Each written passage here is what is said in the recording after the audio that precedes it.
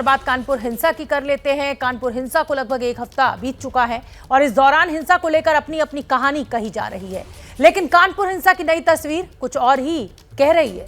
क्या है कानपुर हिंसा का पूरा सच और क्या है कल जुमे की नमाज के लिए प्रशासन की तैयारी? देखिए कानपुर से एबीपी न्यूज संवाददाता अजय दुबे की एक्सक्लूसिव रिपोर्ट।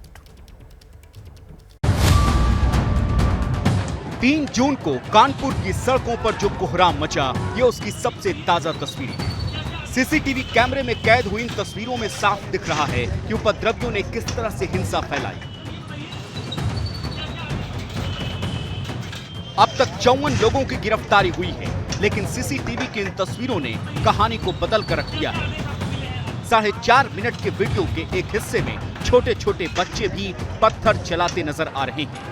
साफ है कि इस तोड़फोड़ और पथराव में सबसे आगे बच्चों को रखा गया, यानी बच्चों को ढाल बनाकर हिंसा की साजिश रची गई। उधर कानपुर के जिस चंदेश्वर हाता से हिंसा की शुरुआत हुई थी, वहां आज ये नया पोस्टर नजर आ रहा है, जिस पर सबकी निगाहें ठहर गई, जिस पर लिखा है पलायन नहीं पराक्रम करेंगे। कानपुर की पत्थरबाजी घटना को अब लगभग एक हफ्ता गुजरने को आया है। तमाम पोस्टर बैनर चर्चा में बने हुए हैं। ऐसे ही एक पोस्टर है जो बेहद चर्चा में है, चंद्रेश्वर हाता, जिसकी चर्चा कल जोरदार थी, पलायन को लेकर चर्चा थी।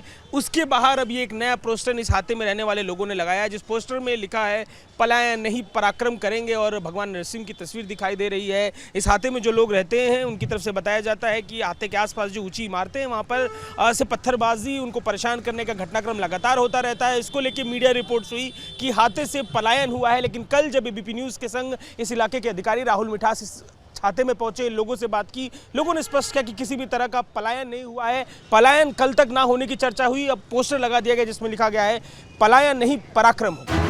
कानपुर में पिछले शुक्रवार को हिंसा हुई थी। कल जुमे को देखते हुए प्रशासन अलर्ट पर है। कानपुर में कई संवेदनशील इलाकों में ड्रोन से भी निगरानी की जा रही है।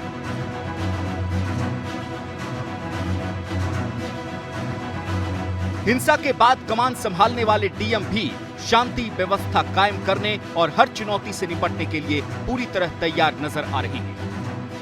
फोकस ये रहेगा कि जो शहर में शांति व्यवस्था और जो अमन चैन का माहौल है उसको सुनिश्चित किया जाए, और बाकी जो अन्य बिंदुओं के संबंध में है, चूँकि अभी मैं हाल में ही ज्वाइन किया हूँ, तो हमारे जो अधिकारीगण हैं उसके संबंध में बातचीत करके आगे की कार्रवाई करेंगे। कानपुर कमिश्नर ने सुरक्षा को लेकर सीनियर पुलिस अधिकारियों के साथ बैठक भी की है। कानपुर शहर की बात करें तो शहर में पीएसी की 6 और दूसरे सुरक्षा बलों की 4 कंपनियां तैनात हैं। उधर कल जुमे को देखते हुए सुन्नी उलेमा काउंसिल ने भी सभी मस्जिदों को चिट्ठी लिखकर कहा है कि युवाओं को मस्जिद से सीधे घर जाने के लिए कहा जाए। रब नहीं सिखाता आपस में बैर रखना, हिंदी हम वतन हिंदुस्तान हमारा।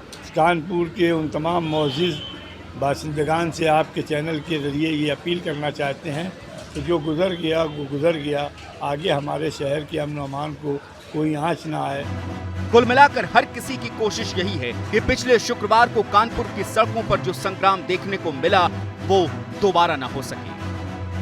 कानपुर हिंसा के मुख्य आरोपी जफर हयात से कानपुर पुलिस ने पूछताछ की है। उधर एसआईटी हिंसा की साजिश के साथ साथ विदेश से फंडिंग का फंडा भी क्लियर करना चाह रही है। सूत्रों के मुताबिक फंडिंग की जांच में ईडी की एंट्री भी हो सकती है।